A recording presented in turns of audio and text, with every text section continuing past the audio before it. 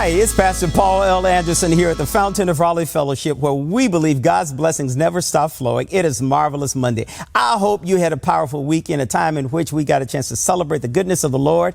I don't know which school you went to. I hope you had a wonderful homecoming experience and that the Lord blessed you real good. Today, I want to remind you about the goodness of the Lord. In Joshua, the 4th chapter, verses 1 through 24, we see where God has done a great thing for Joshua, how God has given him the new reins. He is now leading the tribe of Israel.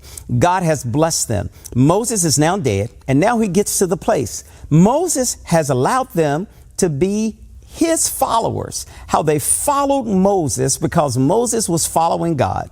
Now Joshua is propelled into leadership, and they have one more river to cross. They have to cross the Jordan River. You remember that old song, Jordan River, I got one more river to cross? It reminds us of this message that we hear today out of Joshua 4, 1 through 24.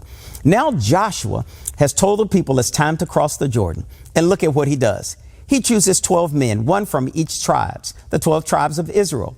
He gets one person from each one of those tribes, and he tells them, bring a stone. The stone will represent your tribe. And we're going to place this where the priests are standing in the middle of the Jordan. Remember, you always go where the priests are. Those are the ones who offer our sacrifices. Now they bring the stones. They place them in the middle of the Jordan. And as they place the pile of stones there, they have to carry these stones because they're heavy. They want to have them placed there so they will be in the middle of the Jordan. It will be just in front of the ark of the Lord. And every time you pick up a stone and carry it on your shoulder, these 12 stones shall represent each one of the tribes. And then this will be a memorial so that whenever we come to the Jordan again, your children will ask the question, what do these stones mean? Then you can give them salvation history. It is important for all of us to know that God gives us stones. God gives us monuments. God gives us place to remind us where he's brought us from and where we are today. Many of us can see this very clearly exemplified in what we begin to see when we go to a cemetery. You have what is known as a tombstone. It's a stone that marks where someone is buried. And then whenever you see that stone, and those who are the family members, they have a quick moment of reflection. They think about all the things that mama may have done, daddy may have done, aunt may have done, or a child or a husband or a spouse or someone has done. And then you think about how far you have come since then. You know, stones become memorials. They become reminders to tell us where we've come from and where we are today. It's important for all of us to construct some memorials in our lives to remind us where God has brought us from. And when God has brought you to a place, you never go back. We must make sure that the Israelites understand these stones are to remind them where God has brought them from and never go backwards. You and I need to have these spiritual stones in our lives. We need to have these figurative stones in our lives to remind us never go back. Never go back to a life of sin. Never go back to a way of rebellion. Never go back to an addiction. Never go back to a habit. Never go back to something that kept you away from being where God would have you to be. Now, since you and I have come to the place where God would have us to be, let's make sure that we remember where we've come from and let's move forward. Every time the children of Israel's children saw these stones, they remembered the stories that were told of them of days gone by.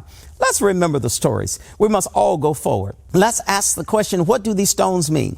These stones mean that God has done great things in our lives. And let's forever walk on dry ground. Let's never find ourselves overwhelmed with all the atrocities of this life.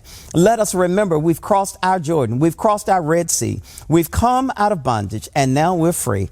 Then we would say with new meaning, free at last, free at last. Thank God Almighty, we're free at last. Always know that there's a place for you. God has a place for you in the future. He has a place for me in the future. Let's find our place and let's claim our spot.